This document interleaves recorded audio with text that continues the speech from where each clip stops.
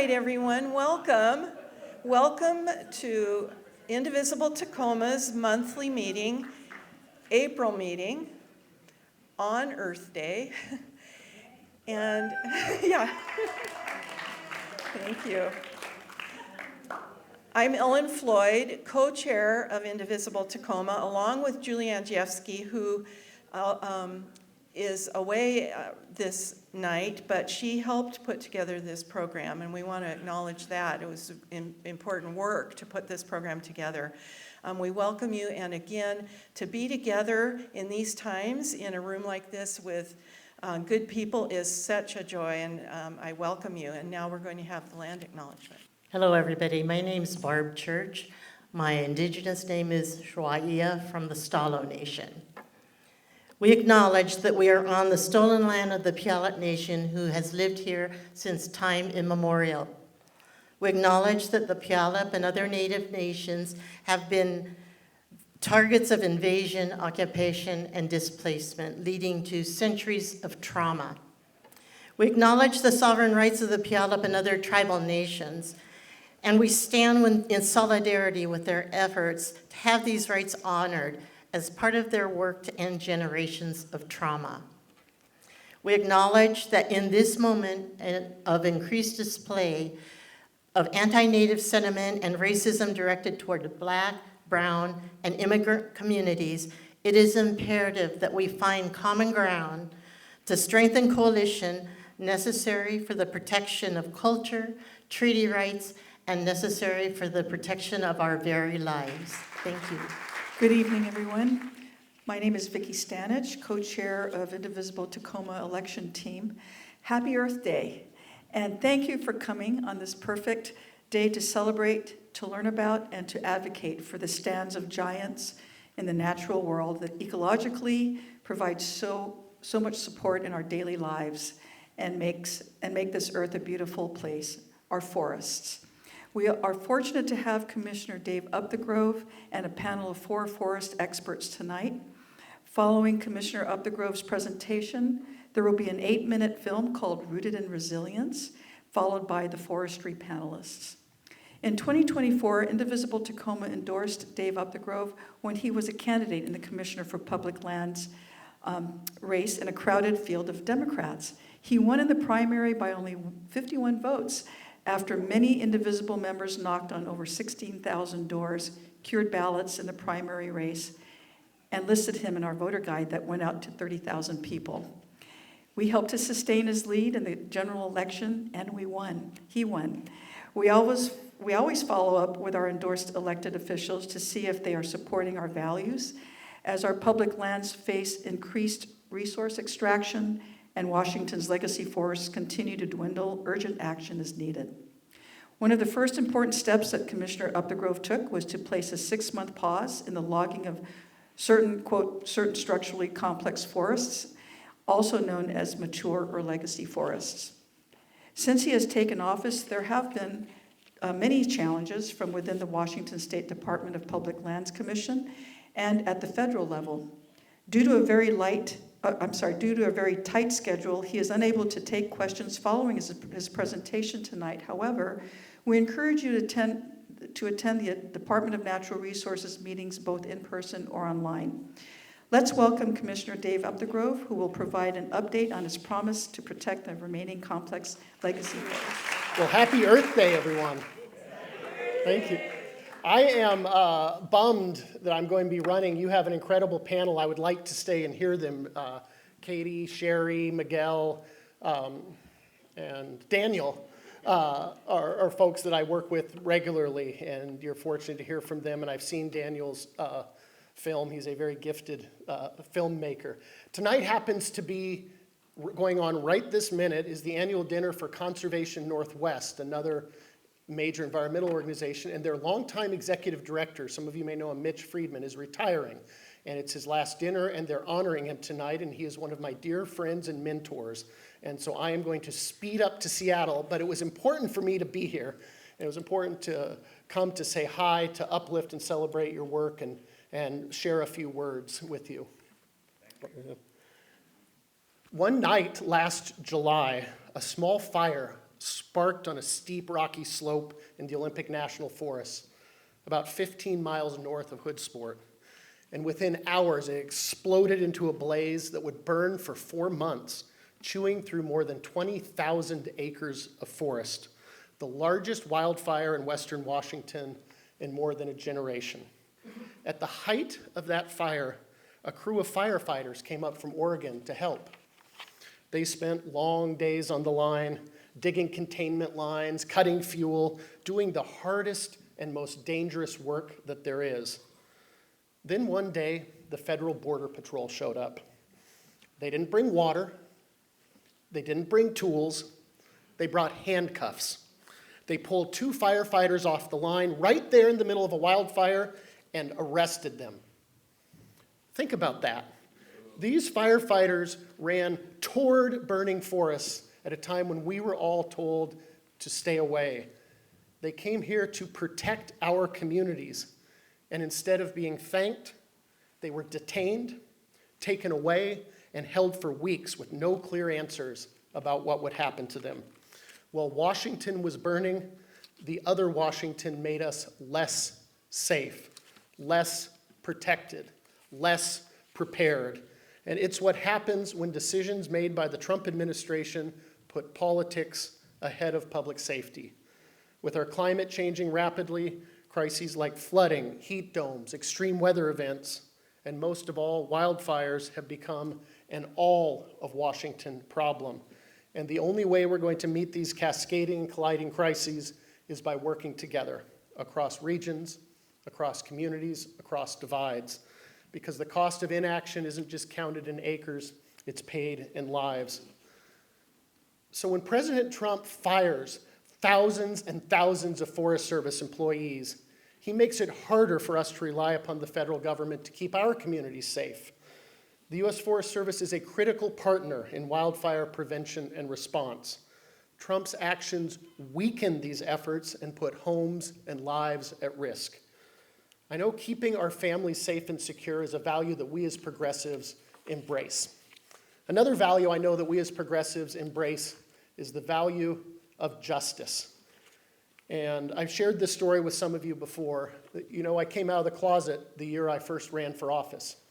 And my mentor at the time, she said, "I love you, Dave, but it's too bad because now you can't run for office."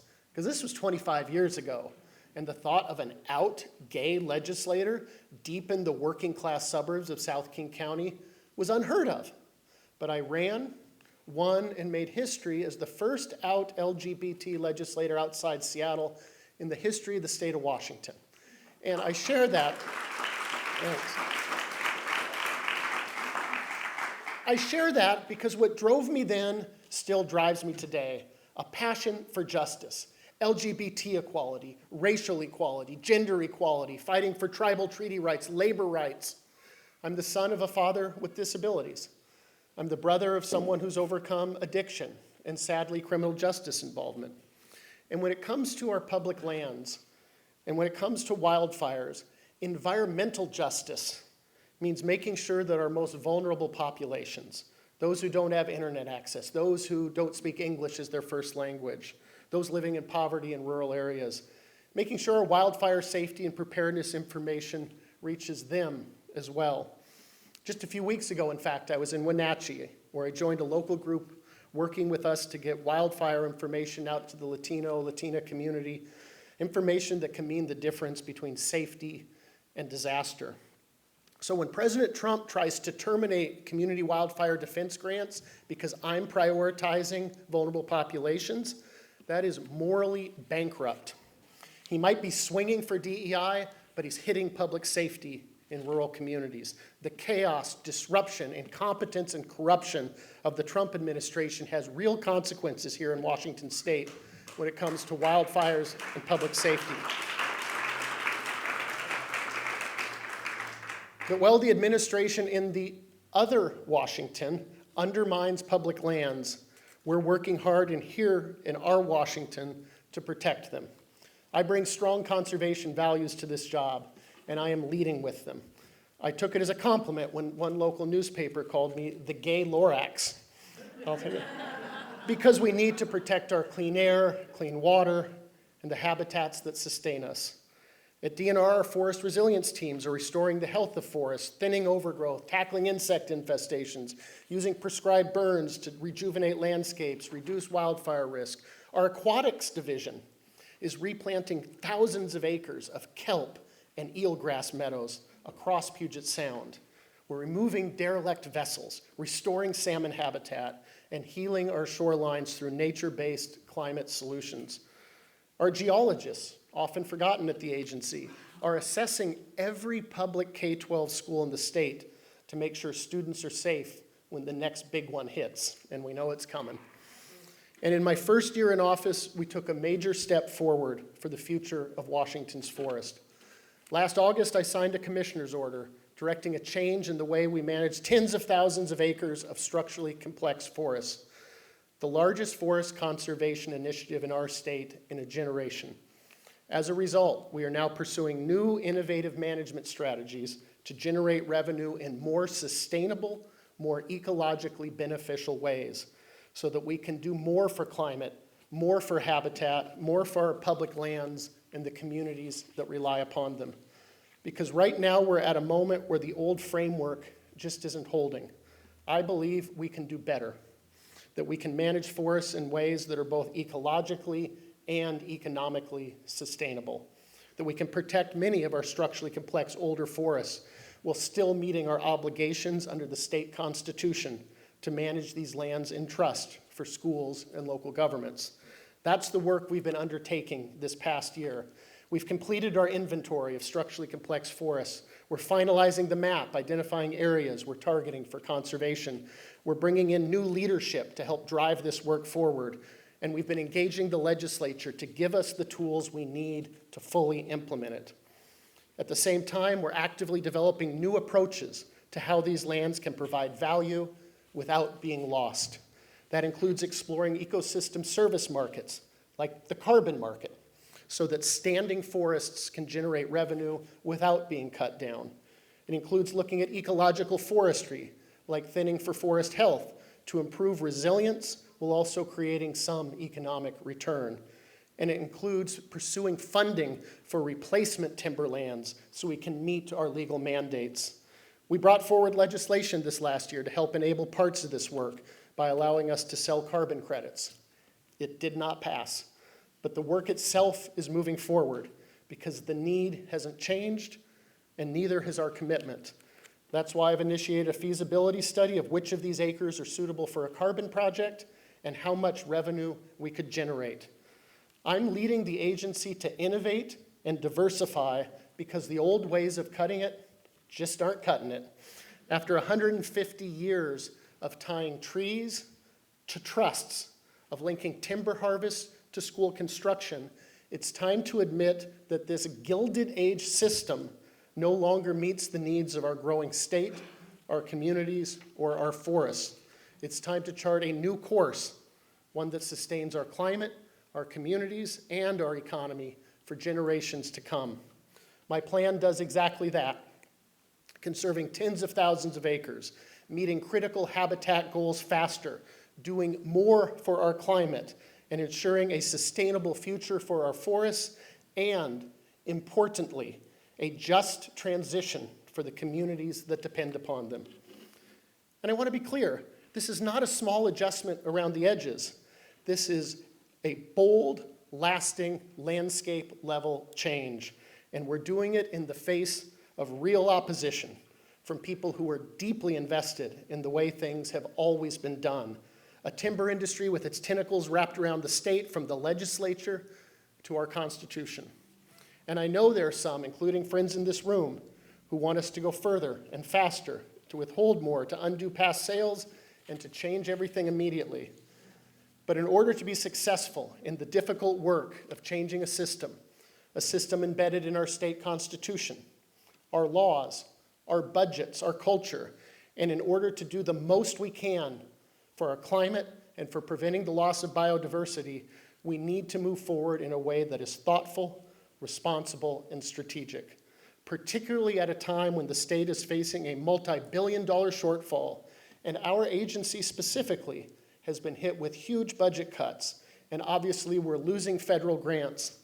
I'm not going to take actions right now that are fiscally irresponsible to the agency or which trigger laying off the employees we need to do this innovative work. This means continuing with some sales in the short term while we fight together for the changes and tools needed to be successful.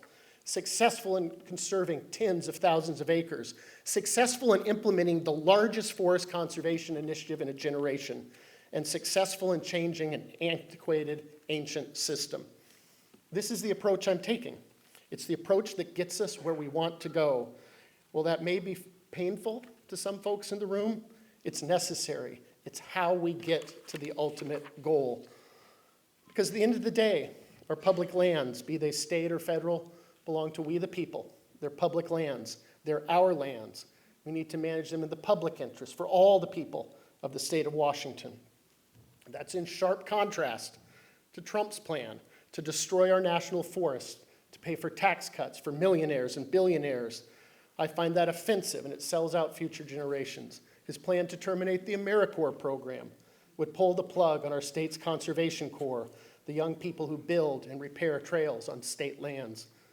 Combined with his cuts to the National Park Service, Trump is denying a whole generation the ability to explore and be inspired by the beauty of the outdoors the same way I was as a young Boy Scout. His efforts to gut the public lands rule puts mining and drilling ahead of conservation and recreation. His efforts to repeal the roadless rule threaten protected forests with industrial logging and development. So on this Earth Day, this gay Lorax is asking you to stand with me to fight back against these attacks. I'm asking you to stand with me to fight for a new future for our state's forests. And I'm sure I don't need to remind people in this room that this is a complicated and a difficult moment for our country, our democracy, and our world. Every day, it seems, a new threat emerges.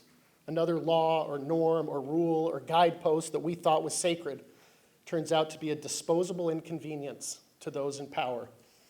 Free and fair elections, peaceful transfers of power, independent courts, freedom of the press, the rule of law.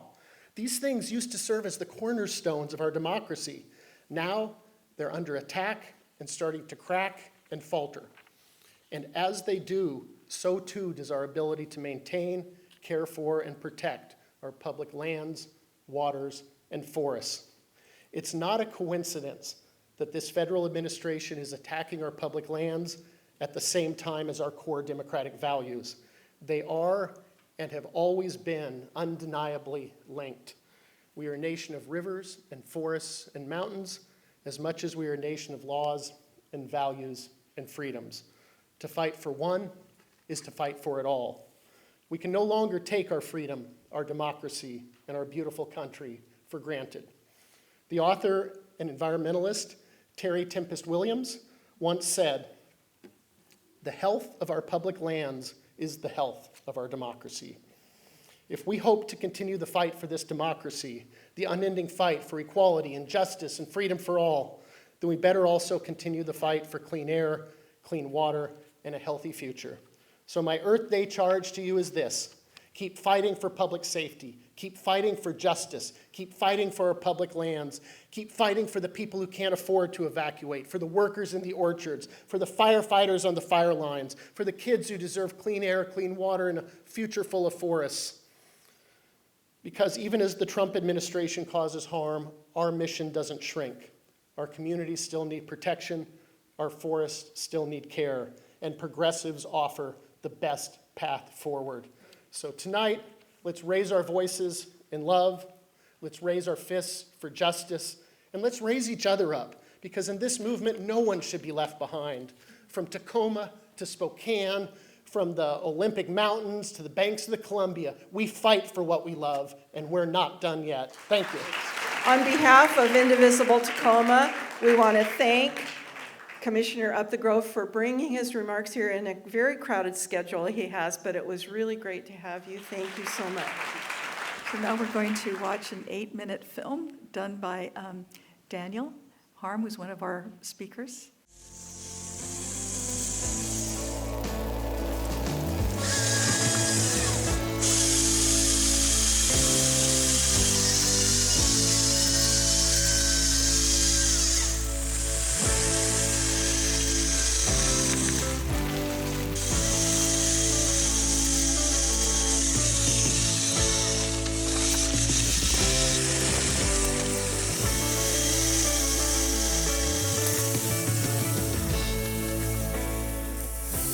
For us foresters and restoration workers, rural communities are home. We work in these woods. They're the backbone to our local economies. The long-term resilience of our watersheds and communities is inseparable from the health of our forests. We don't want to eliminate forestry. We're calling for a different approach to forestry. Forestry that's rooted in resilience.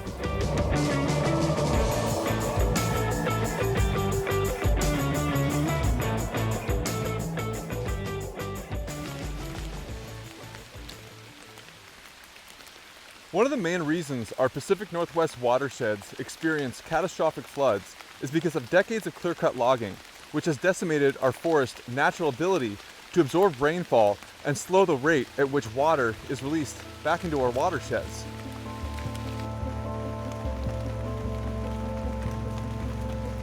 Across private and public lands, including state forest managed by the Department of Natural Resources, most of what was once ancient forest has been removed.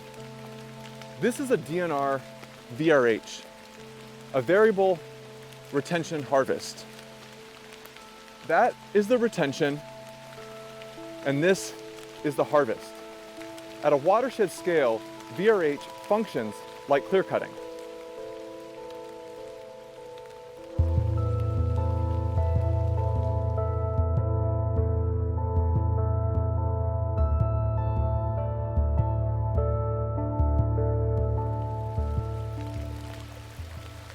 When intact forests are clear-cut, their protective sponge-like capabilities are greatly reduced.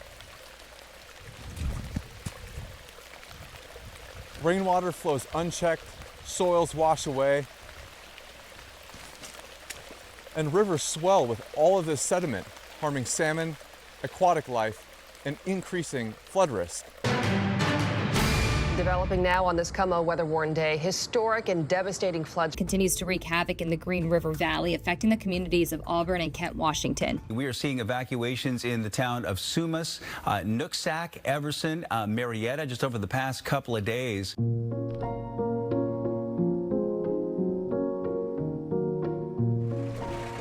Rural counties spend tens of millions on flood repairs.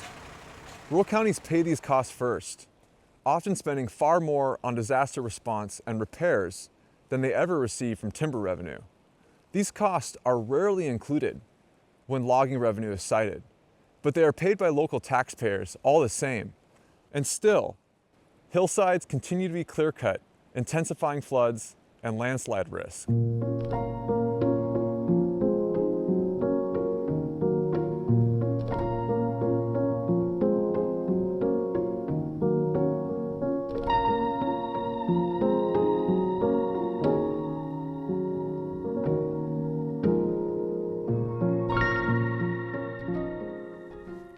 Once clear-cut, these forests are often replaced with monoculture plantations, like this DNR plantation where an ancient forest once stood.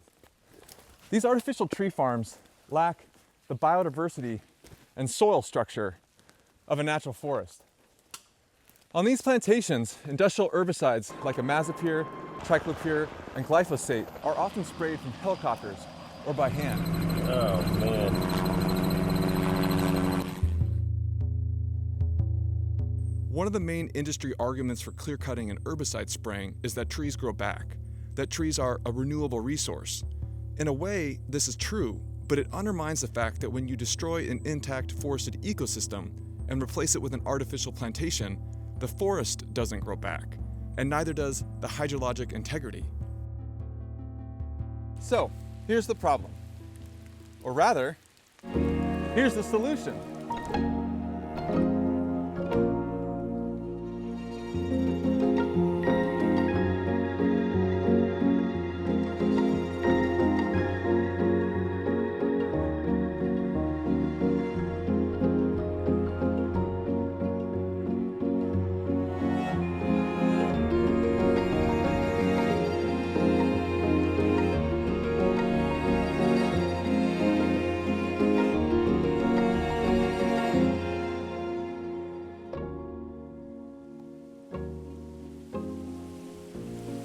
Older forests are hydrologically mature, the structural complexity of a healthy older forest, the sponge-like soils and root systems, the densely saturated down logs and woody debris, and the moisture-loving epiphytes and forest floor plant life. They all act like a giant sponge to absorb large volumes of heavy rainfall and release this rainfall back into the watershed at a much more uniform and predictable rate.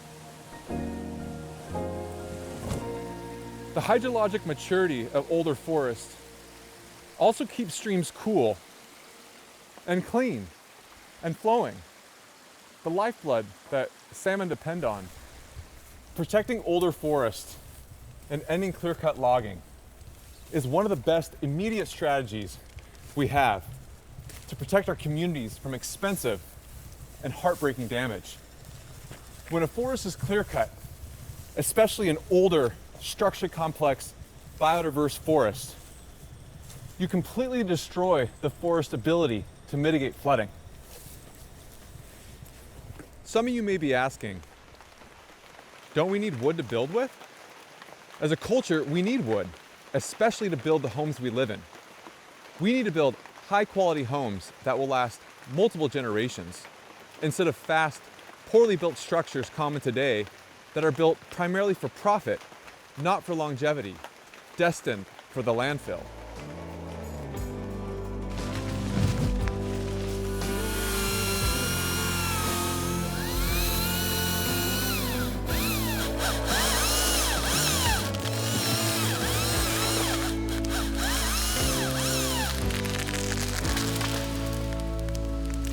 To produce wood, we don't need a clear-cut forest, and we don't need to spray toxic herbicides. We can create a new paradigm of forestry, teams of skilled labor, longer rotations, selective harvest, protecting mature structurally complex forests, safeguarding biodiversity, and restoring degraded tree plantations so our forests stay intact and more resilient to pest, disease, wind throw, and wildfire.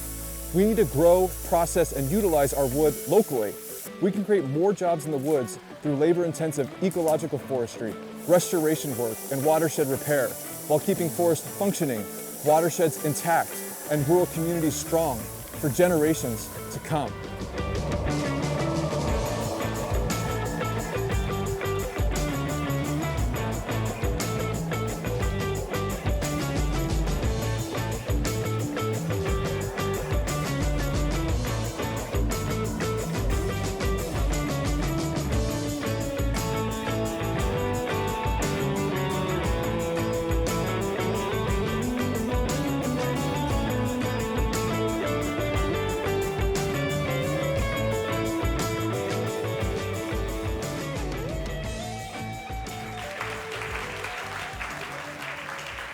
We have an amazing group of panelists here, experts in responsible forestry.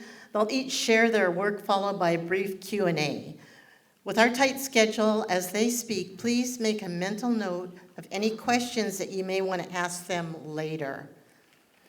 So over here we have Daniel Harns, one of the founding board members of the Center for Responsible Forestry. And by the way, he came all the way from Bellingham to be here tonight. Katie Fields, the interim forest program director for Washington Conservation Action. Miguel Perez-Gibson, who's on the Washington Conservation Action Forest Policy Advisor Team. And Sherri Dysart is with Mason County Climate Justice. Thank you so much for being here. And thanks for having us here. This is cool to see a full house. Beautiful space, appreciate it. I do have a speech prepared, but there's some other parts that I want to include. So the way that our forest lands are managed in this state is set up by an entity called the Forest Practices Board. So they determine the rules on how private lands are managed and also our state lands as well. So from an overarching view, right, what I was showing were how private lands are the current common industrial practices, which are clear cutting, on private lands. So that's allowed by state policy set up by the Forest Practices Board through the Forest Practice Act. And anytime a timber sale goes up, they have to submit paperwork and have it be signed off on. And it's the same for the state as well with the Department of Natural Resources. They follow a little bit different set of rules, and they have clever names like variable retention harvests, which we explained in the film. But again, so the Forest Practices Board is really a focal point where there needs to be a lot of reform. So I just wanted to give that context. I couldn't fit everything into that 8-minute film, so here are additional points I feel are relevant to present now. When we talk about the timber industry, we need to differentiate that not all of it is bad. Part of my work is revitalizing local industry, grounded in stewardship and long-term thinking. We need timber to build with, but not at the expense of intact, functional ecosystems. And we can't be using wood for short life cycle, disposable materials. For me, products created from timber ending up in landfills is ecological heresy. Well-built homes are supposed to last hundreds of years, and there are plenty of examples of wooden structures that are 400, 800, 1,300 years old that are still standing in great condition. What has decimated our forest is the financialization and privatization of forest lands, which includes the mechanization of the industry, skilled crews being replaced by expensive machines. What I mean by big timber are large corporations like Weyerhaeuser that manage forest lands for maximum profit through structures called REITs and TIMOs.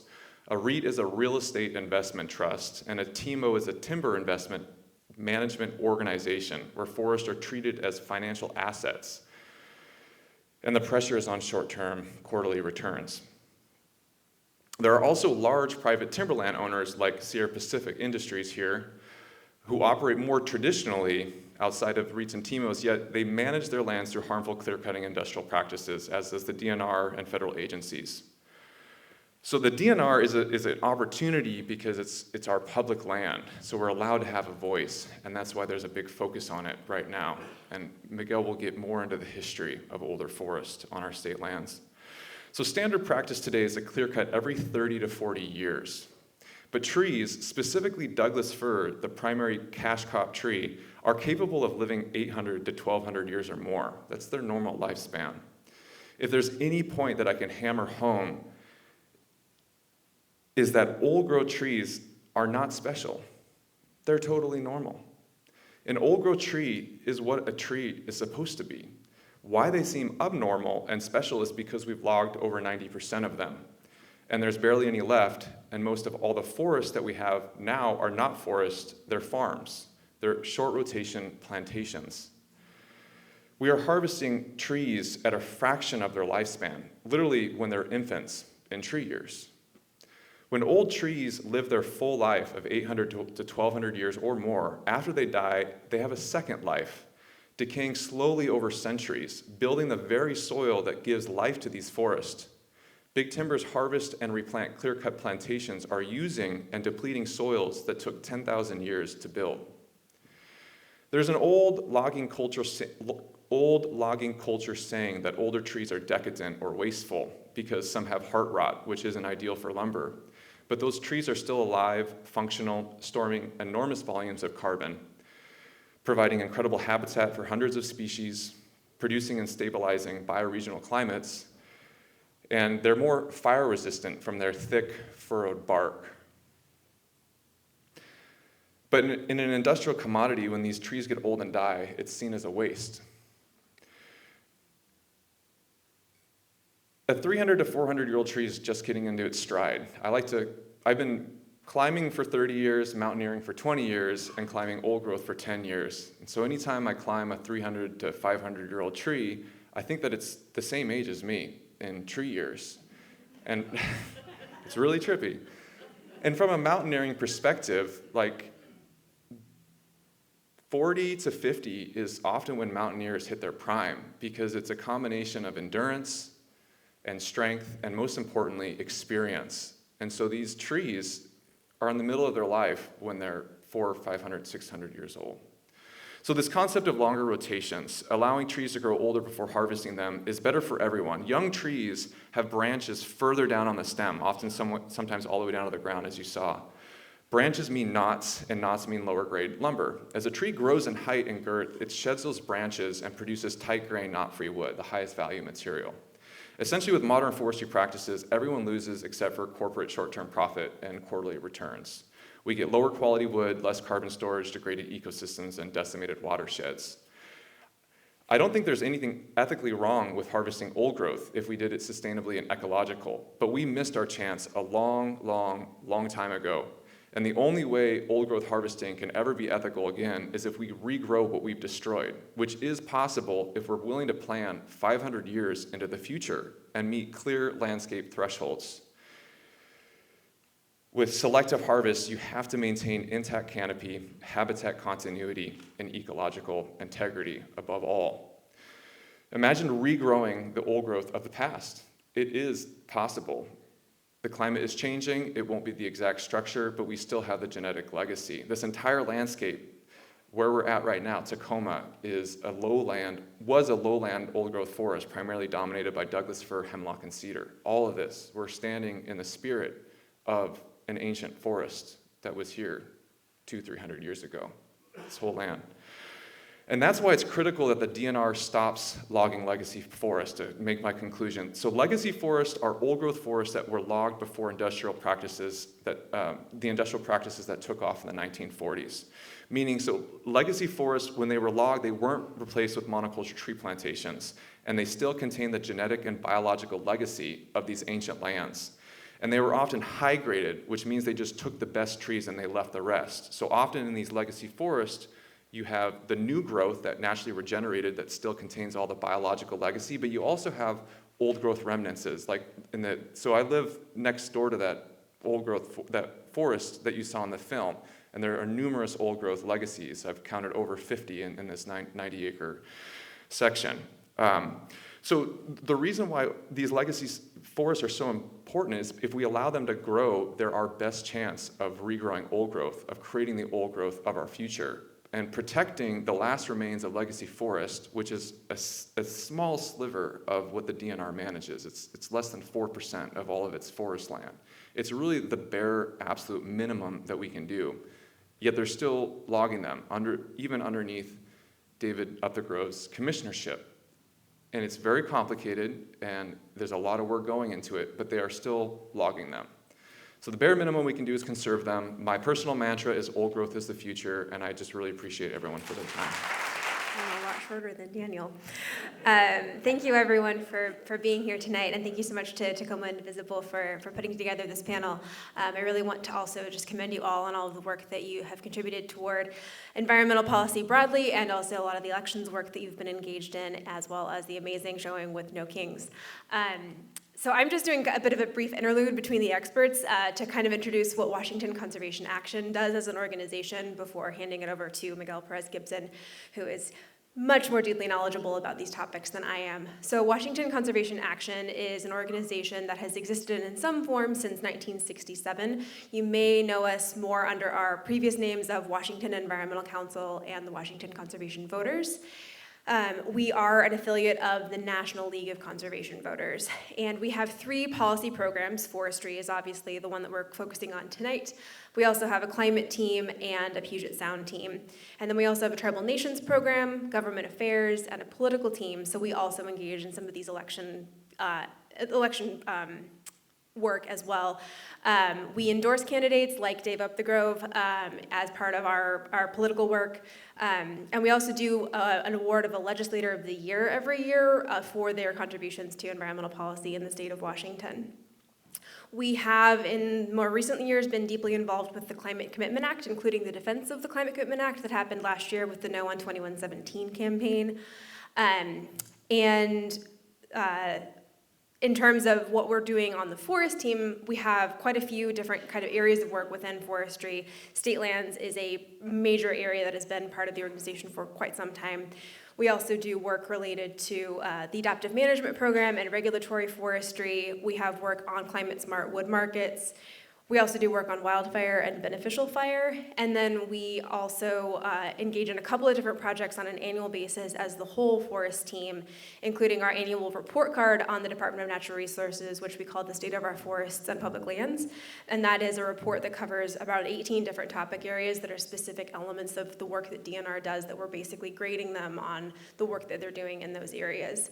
We also have an annual conference called the Climate Friendly Forestry Conference, and that happens in December of every year, where we bring together around 150 individuals to have conversations and be part of panels and sessions related to various aspects of what's going on with managing forests more responsibly than what we see with the business as usual timber case. And so that's something that's attended by academics, by timber industry representatives, by agencies across the state, as well as other nonprofits and other types of entities that join us for that conference. And then the last thing that I wanted to share about is also just the work that we're doing on ongoing work related to the Climate Equipment Act with the development of revisions to the U.S. Forest Protocol for offsets. The final thing I wanted to mention before handing things off to Miguel is that we do have our annual gala coming up next Friday, May 1st. That'll be in Seattle, and it'd be wonderful if anyone in this room would like to join us for that event. So I'd be happy to share more information about that if you'd be interested. And thank you so much for the time today. I'll hand it over to Miguel. Hi, everyone. Is everybody here from Tacoma? Anybody not from Tacoma? No? Everybody know? When you mentioned Wright Park, my heart skipped a beat because I met my wife at Wright Park 40 years ago. Wow, there is really a lot to cover, and we're not going to be able to cover it all. But I'm happy to come back. I'm seeing probably all of us would be happy to come back if you want to do a deeper dive.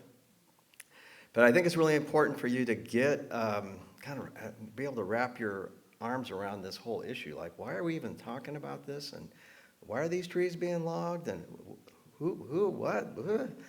So I have 5 points. I'm going to have to only spend like 2 minutes on each one. I'm going to try to cover the history of where we got here, about these older forests and why they are on the chopping block, so to speak.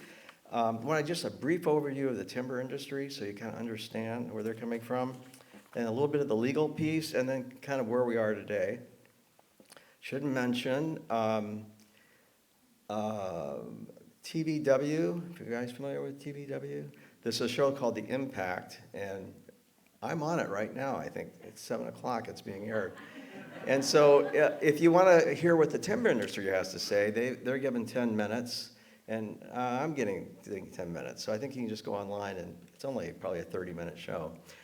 I would be remiss if I didn't mention this young man over here in the front row, Joshua Wright. He's with the Legacy Forest Defense Council. He's spent more time in these forests than not, going up and down hills and measuring trees and doing a lot. So I encourage you to connect with him if you really want to get a sense of the beauty of these trees and his heartfelt commitment to working on this effort. So he's put in a lot of work, and I just want to acknowledge his effort.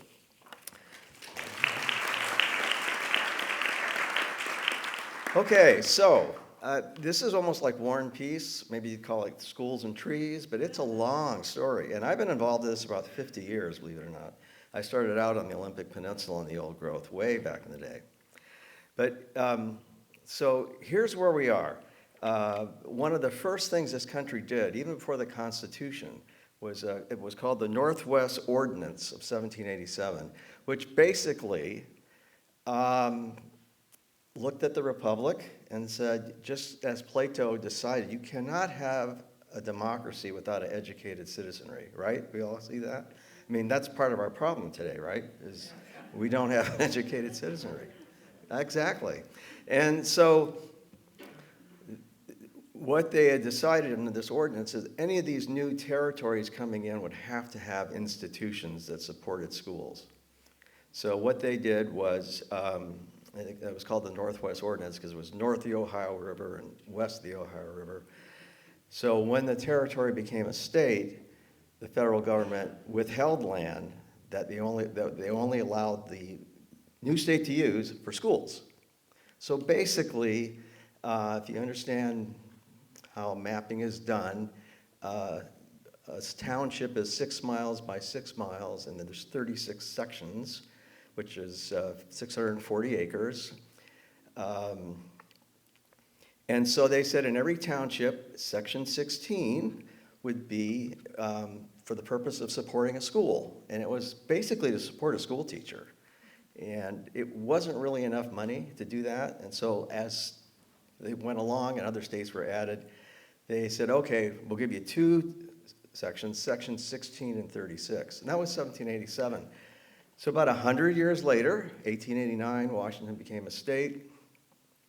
And every section 16 and 36 was devoted to the support of schools. They also by that time realized, hey, we better give them some sections for other institutions. So University of Washington, Washington State, WSU, U of W, other colleges, some money for build the Capitol, prisons. So they were, and this is called the Federal Trust, and it's about 2 million acres. So that's the land we're talking about. Well, no, it's less than 2 million acres now. There's also a chunk of lands that are not associated with this that are called county lands, and I'll get to those. I think I'm almost out of my 2 minutes for this first part. So let me speed it up. So what they did was, a lot of this was just, we're gonna sell these lands off. And we'll take the money, and instead of giving it to the school teacher, we're gonna put it in a fund called the Permanent Fund, and off the interest of that, we'll support the schools. And that went along pretty merrily. But I want to point out, there's a long arc of conservation in this state. We're doing our part, but there were other people that worked on this. And at one point, the Commissioner of Public Lands in the 30s, his name was Savage, and he said, God, it'd be a shame to sell those forests out on the Olympic Peninsula. I know we're selling it, but God, we should really keep that and make it get this, he called it a sustained yield forest. This is in the 30s. And state did do that. It was challenged by the Supreme Court. I imagine all these organizations or interests like timber and stuff wanted to buy those lands, but the Supreme Court said there's nothing in the Constitution that requires you to sell them, so you can keep them. So really from that point forward, it shifted to managing the lands for what they had on them. In the eastern Washington, it would be agriculture, and in the west, it was forests. And there was a lot of these legacy forests or older forests we're talking about came up during that period. Up until 1946, there wasn't any kind of reforestation required. And by the way, when that act was passed, the landowners sued, took it all the way to the United States Supreme Court, said we do not believe that we should have to plant trees on our land. But they lost.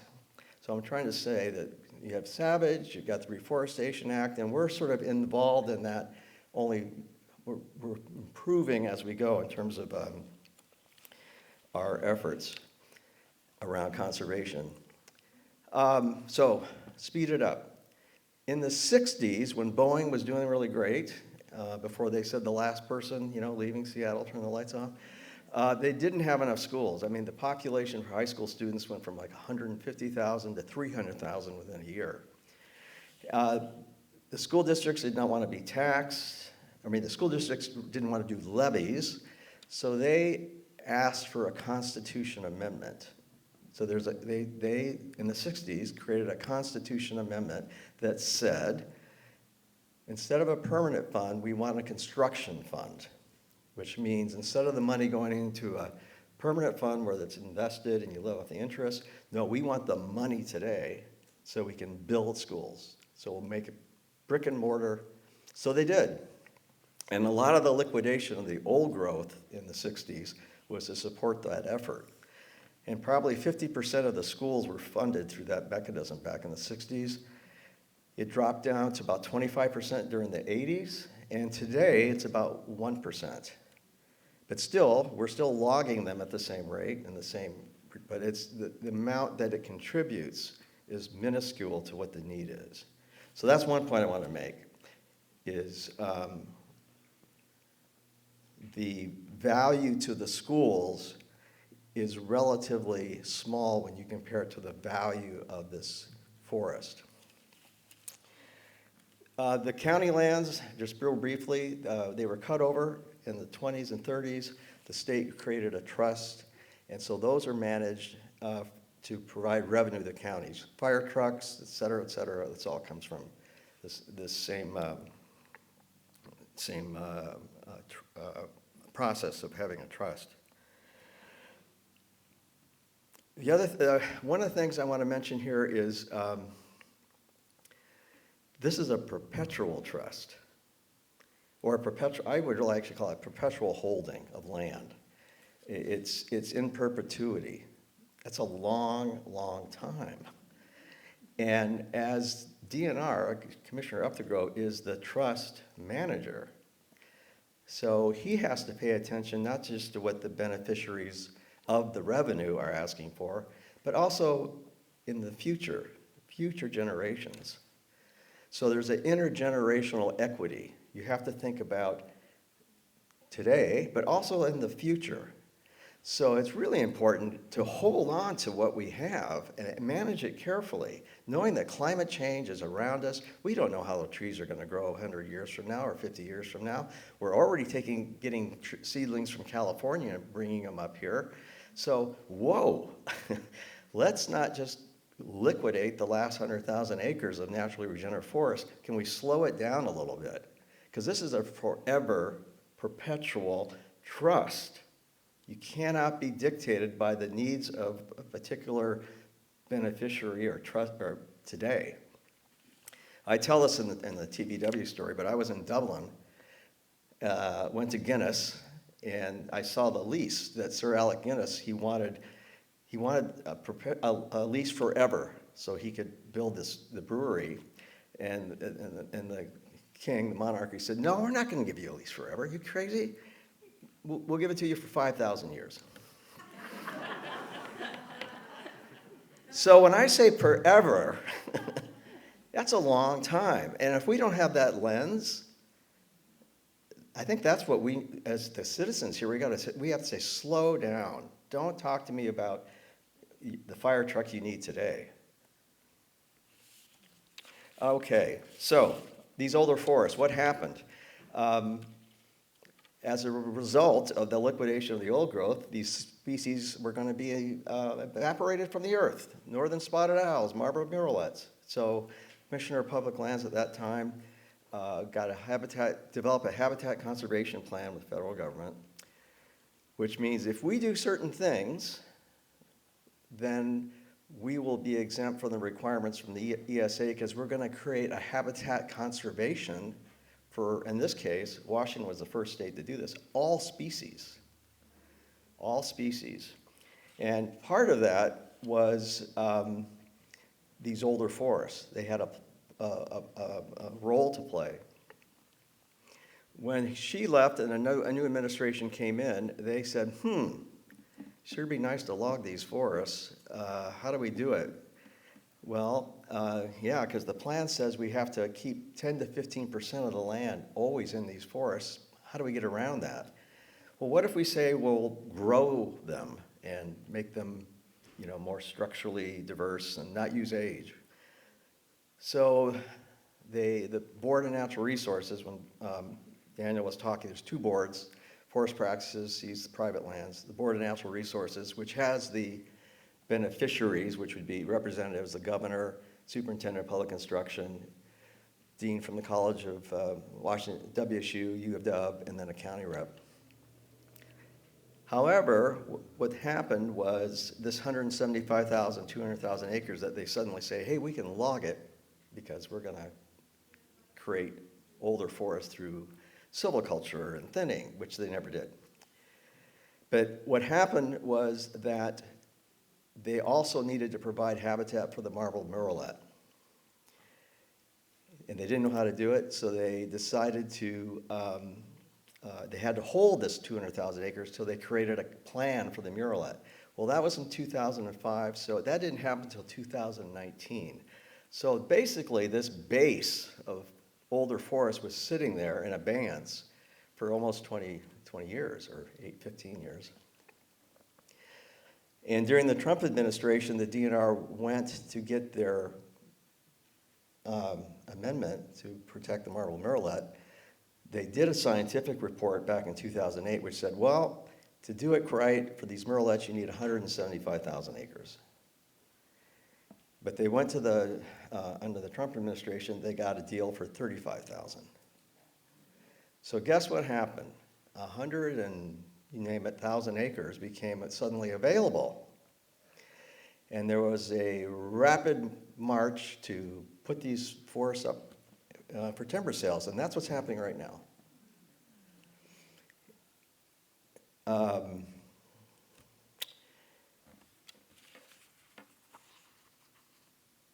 Yeah, so you know, one of the points that you'll hear is, well, we have to do this to create revenue for the beneficiaries. Well, then what happens when they're cut? Then what do? There's no more trees to, well, there are other trees. There's 2 million acres. This is 75,000, 100,000. That's what, less than 10%? Why do we have to cut these if there's other trees that we could? Just for some context here, I said this is my other point, was the timber industry itself in Washington State. I want to give you the context here. We are a big timber state. I mean, there's 40 million acres that makes up Washington State. About 20 million or 23 million is forest land. A lot of it's parks, Forest Service, federal land, tribal land, and the private land is anywhere from 8 to 10 million acres. And they harvest around 3 billion board feet every year. So it's about 76% of the timber harvest comes from private forest land. And of that 3 billion, there's about 350 million of that or so that's exported. Well, does anyone have a picture of what I'm talking about, 3 billion board feet? Does that make any sense? Let me do it this way then. How about a log truck? Anyone seen a log truck? Okay. A log truck, there's a tonnage limit, maybe 20, 25 tons, but what that comes out to is about 5,000 board feet, each log truck. So 100 million board feet would be 20,000 log trucks every year. 3 billion would be, you do the math. But DNR has been cutting 400 to 500, so that's about 80,000 to 100,000 log trucks a year. So we're not, this is not about getting rid of logging in this state or about reducing the amount of timber that's being harvested. It's about being very selective of the little bit of natural heritage we have left and being careful about it and being stewards of it and recognizing, whoa, let's be careful here. And let's look at this genetic resource. We've got climate change, and maybe we got to be more careful. Finally, what's the legal ramifications of this? We brought a case to the Supreme Court, Washington Supreme Court.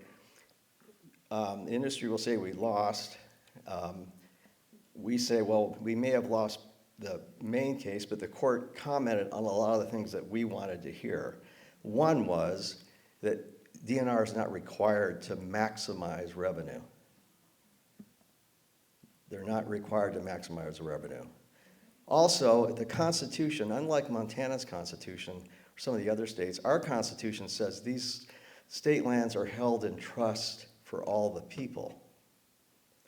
So we're beneficiaries also of what? Clean water, snowpack, wildlife, other aspects. Sure, they provide money for the institutions we want, but they also provide a broader set of values. The court said you have to comply with the Constitution, you have to comply with your where the money is distributed, beneficiaries, and finally, all the other state laws. So what we really need is a redo. This is a 1957 model that we have right now. Back when I was talking about in the 30s and 40s, there was a lot of graft, there was some illegal stuff done, there were deals made to selling land to private constituents, et cetera, and that's when the DNR was created in 1957. and created this sort of mandate that we have to do everything for the benefit of these beneficiaries as opposed to special deals for others. So that culture is what exists in the DNR today. It's from about 1957 on. Very clearly, the employees believe our job is to maximize revenue, even though the court says they don't. That's how they approach their job. That's why you see the pictures of those clear cuts that you see. They don't feel like they're doing the wrong thing. They feel like this is what they're supposed to do. The other thing is, I think it's important for you to realize, is they are not funded by tax dollars. The employees are funded through the timber sales themselves. So it's a different sort of relationship here when you have state employees who are actually funded through the proceeds of the timber sales. They're sort of like connected. So that's a problem. I think that needs to be fixed. Currently, right now, just to get into a little bit of the weeds or the underbrush, they have a 5-year action development plan, and right now the commissioner has agreed to let them follow through on this, which would amount to about 15,000 acres being harvested. And that we think is a problem, and that's what Dave was sort of mentioning, that people are going to disagree. Well, that's an issue. Did you say I have 30 minutes left? Oh, 30 seconds. My glasses just don't work that great. Okay. All right. So thank you for being here. Here's the bottom line for climate change. There's a book called The Tree Line by Ben Rollins, if you haven't had a chance to read it. He went around the Arctic Circle, if you will, the isotherm of where the tree line is. We're warming up at such a rate that the tree line's moving north, not at inches a year, but hundreds of feet every year. A 50-year-old forest can store 50 metric tons of carbon. A 150-year-old forest can sequester 300 metric tons. So there's a lot we can do, and this is the reason, but I wanted you also just to get this tension around what you're hearing from the timber industry and the counties and schools and why they feel the way they do and historically why that's been, but also why we need to do a revamp of the whole way we manage these forests. Okay. Thank you. I'm Sherri, and I live in Mason County. I'm a board member of Mason County Climate Justice, and I am kind of zeroing in on one tiny bit of this puzzle of how we manage forests. And so I really appreciate, first of all, Barb's land acknowledgement. It really, really hits home with me.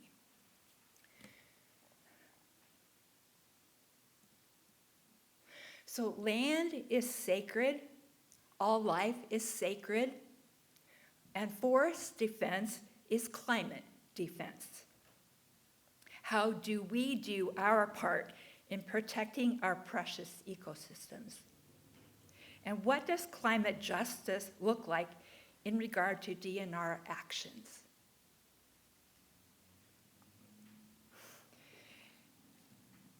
DNR intends to spray a chemical cocktail of herbicides on more than 2,000 acres of public forest lands in southwest Washington in the coming year. The units are located in Grays Harbor, Lewis, Wahkiakum, Cowlitz, Pacific, and Skamania counties. DNR plans to spray glyphosate and other herbicides via helicopter as site preparation in advance of replanting.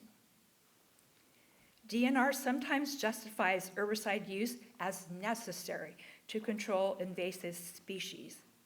However, the sites currently proposed for treatment do not contain significant amounts of Scotch broom or other highly invasive plants.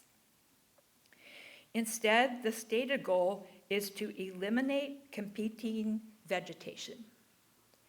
specifically hardwood trees such as alder and my friend's big leaf maple. Along with understory species like sword fern and vine maple, in order to favor the growth of conifer plantations.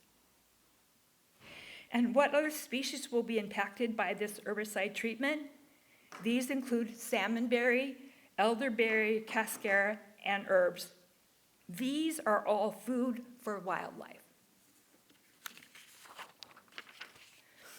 One of the targets is big leaf maple, which is known to support biodiversity, stabilize the soil, improve water quality, and provide food for spring pollinators. Similarly, red alder is able to thrive where conifers may not, to the benefit of many bird species, insects, and pollinators. To enhance nitrogen fixing and improvement of soil's mineral content, especially after major disturbances such as wildfire. Biodiversity is the foundation of a healthy forest, acting like an insurance policy that protects the ecosystem from collapse. Many of these areas were last logged over a century ago and have never been treated with herbicides. Therefore, even after recent clear cutting, they still support relatively diverse and resilient plant communities. Some understory species, such as sword fern, can persist for decades or even centuries, contributing to long-term ecological stability. Applying herbicides in these areas will fundamentally alter that trajectory, simplifying these ecosystems, reducing biodiversity in order to prioritize timber production. Glyphosate is classified as probably carcinogenic to humans by the World Health Organization's International Agency for Research on Cancer.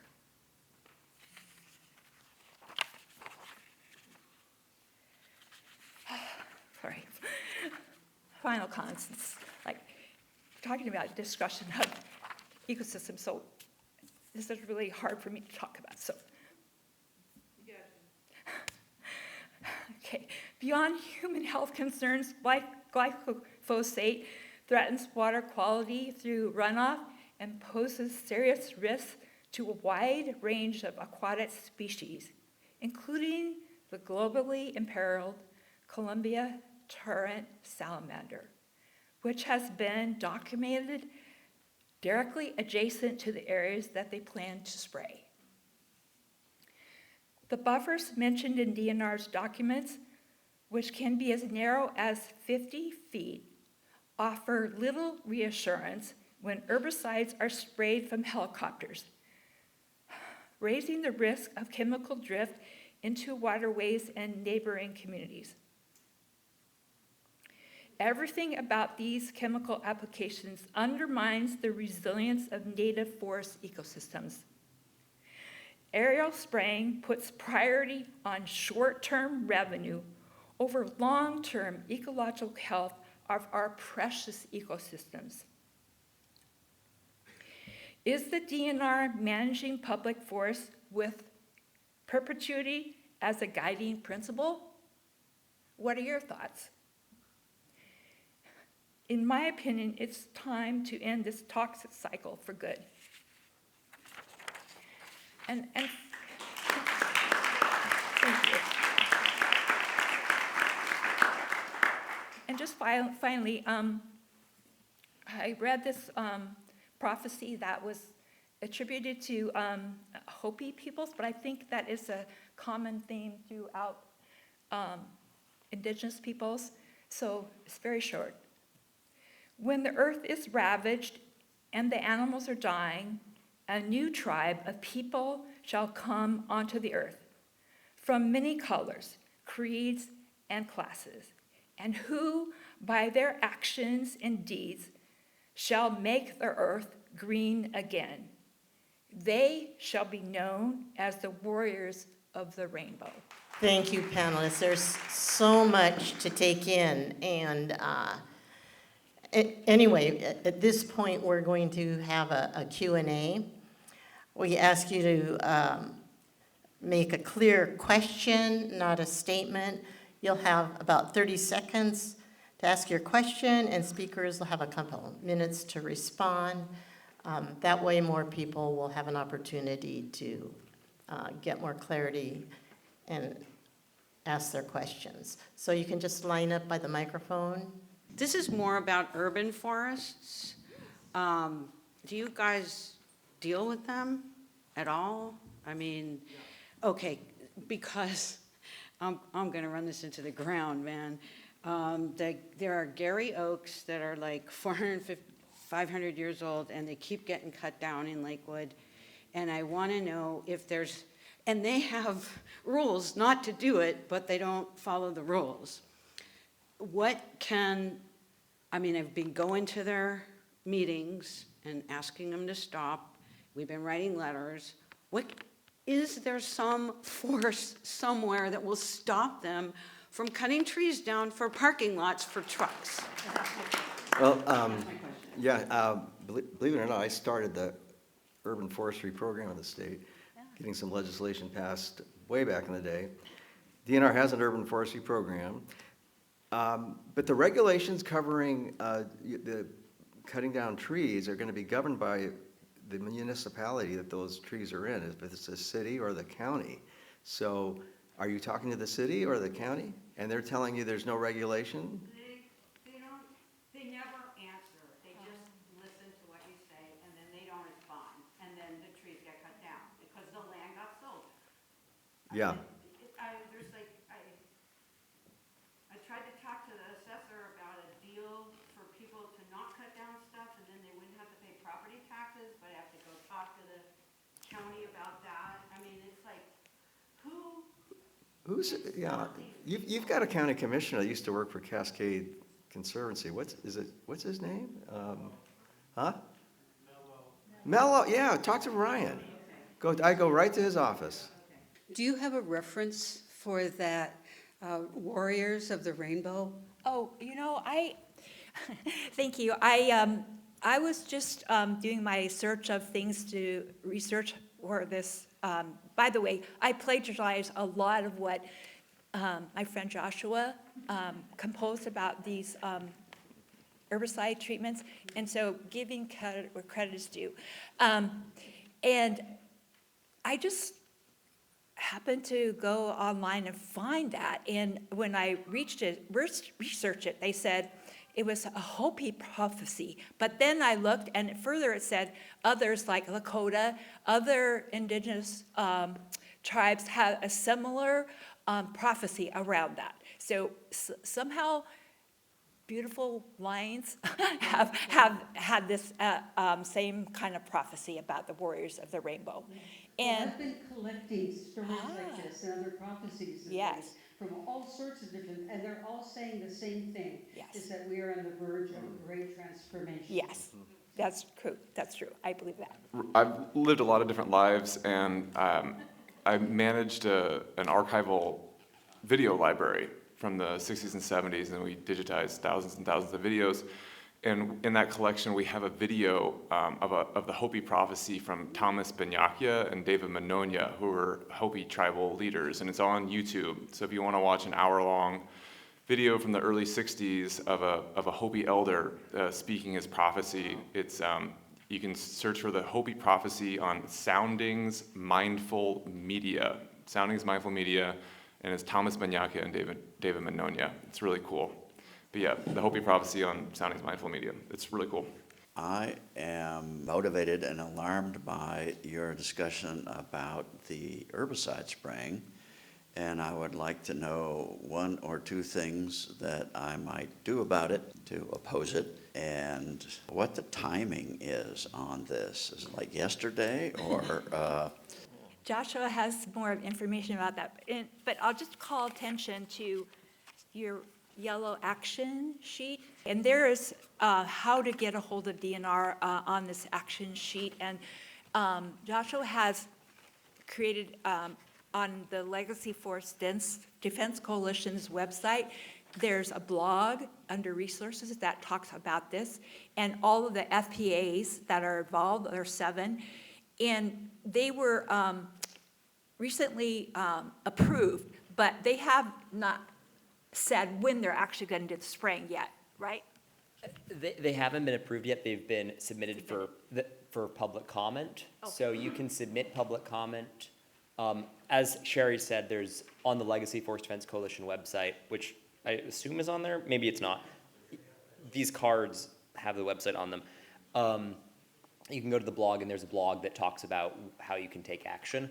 And this is fairly routine. So this is just this year's batch, basically, of aerial spraying applications that they want to do that is currently open for public comments, I think, for the next week or so. Yeah, I think that was 26, maybe. Is that right? Yeah. It's always this really short public comment period that just drives me insane. Another part of the process that's not quite right. And so, so yes, please, as many people as can go on and do public comment about this and oppose these spraying operations. This should have been outlawed, in my opinion, a long, long time ago, especially on public lands. I mean, it's not illegal, but maybe possibly immoral. I mean, life is sacred.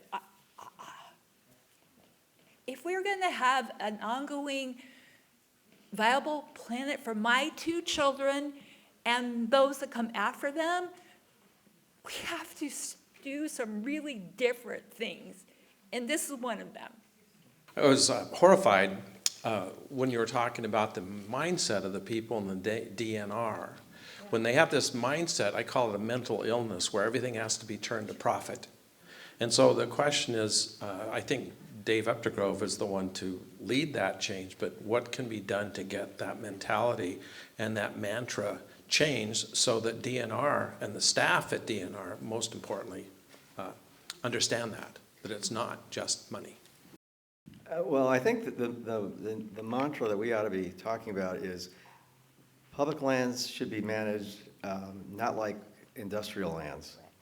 This whole herbicide thing is an industrial model. We want ecologically based forestry on our public lands. And that's what we want our foresters to be doing. BNR, the Board of Natural Resources, meets every month. And you can attend in person if you want to go to Olympia, or online. There's Zoom meetings. The more people like you that come and make public comment and say, I want things done differently, and this is why, because you manage this land for the public good, not just to keep your agency going. And there needs to be a legislative answer to how we fund that agency instead of cutting down trees. Because right now, there's a perverse incentive, right? More trees, more money for the agency. That's crazy. That is crazy thinking. I think what's happening right now is a really good direction. The general public doesn't really understand how forests are managed or our public forests. So everyone being right here and just learning about this material and having events like this happening more and more is super important. So I think this is a really good, the more people understand what's happening both on private forests, aerial spraying, that's every day.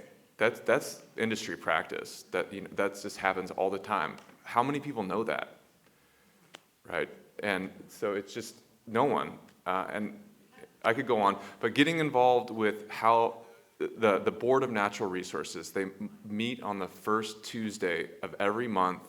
You can just Google DNR, BNR, and the first thing that will pop up is the page for the Board of Natural Resources and all of the events that are happening.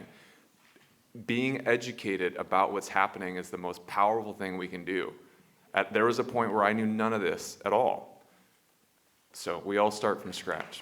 Are there any ballot issues coming up that we should anticipate? So a large body of our work is through working with the legislation, absolutely. And so if you just follow our organizations, we will consistently be putting out action items. We're in the process of strategizing for the next legislative session, that is how we're gonna make big change, is changing policy, changing the financial structures at a legal and law level with our state, So there is so much to learn, and that's why all of us are here. This is going to be recorded, and it'll be on YouTube on the Indivisible Tacoma YouTube section. So I know I'm going to have to listen to it again and again. But I do want to say that I know some of you guys out there are environmental activists. I know you, I've seen you. And one of the things that we do that we think is really critical is we take action. We turn that energy of hope and of lack of hope, of fear and despair, and we turn it into action. So what Indivisible Tacoma is doing are a couple things. One, we're writing a letter we have an organizational sign-on letter to Governor Ferguson, because a lot of the decisions are made through him, and they're structural. So I'm going to read you a little bit of that letter to him. We can't take any more questions, but thank you. Stay and listen. Here's just a little bit of that letter. On April 18th, Governor Ferguson, you spoke briefly at an event supporting the roadless rule that Trump's attempting to rescind. You said, "This is something I feel very strongly about and personally. Speaking about the times that you have spent hiking and climbing in Washington, we are extremely glad to know that your personal feelings about forests because 100 plus year legacy forests under state control are now being decimated as you read this letter. Indivisible Tacoma and the undersigned organizations are writing to ask you to immediately take actions to save the few rare structurally complex legacy forests, less than 3%, that are left in Washington state. The legislature has entrusted the Board of Natural Resources with overseeing the management of our state forest lands, and your designee serves as a member of that board. While other members have voted against these harvesting sales, your designee has consistently supported them. Further, some DNR and BNR problems are embedded in the state's economy, and the solutions which go beyond the structural purview of this Commissioner of Public Lands can only come from your office." There are like eight asks for Governor Ferguson, or reasons why we want him to take action. I'm going to name one of them because I had a lot to put into this statement. The financial costs to mitigate the climate consequences of logging and aerial spraying of carcinogenic herbicides on legacy forests will be exponentially higher than any short-term benefits. If deforestation continues, our state and our counties will bear the expenses resulting from increased floods, landslides, wildfires, water contamination, and more extreme human and ecological disasters. How many of you are part of different organizations here? So if you're part of a different organization and would like to sign on to this letter, I only read a few parts of it. Then meet over here, and we'll take your contact information.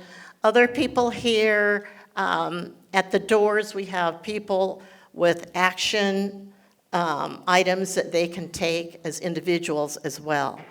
And my heart goes out to all of you. I'm learning so much, and we'll definitely have you back again. Just you guys and more time, we have so much to learn. So thank you so much.